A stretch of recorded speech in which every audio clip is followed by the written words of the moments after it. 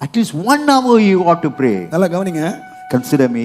நீ 1 மணி நேரம் ஜெபிக்கல அப்படினா நீ கிறிஸ்தவனே கிடையாது, நீ விசுவாசியே கிடையாது. If you do not pray for 1 hour, you're not a Christian, you're not a believer. தவறி பரலோகம் வந்திரலாம் நினைச்சிருந்தேன்னா இந்தையோட மூட்டை கட்டி வச்சிரு. If you feel in spite of that you can enter the kingdom of heaven, just 1 மணி நேரம் ஜெபிக்காத ஒரு விசுவாசி அவன் ரட்சிக்கப்பட்டதே தப்பு. A believer who cannot pray for 1 hour is wrong that he has been அவன் saved. ரட்சிக்கப்படவே இல்லை. He has not been saved. ஒழுங்கா இனி வெண்ணில ஞானஸ்நானம் எடுக்கணும் நீ. He has to take baptism in hot water.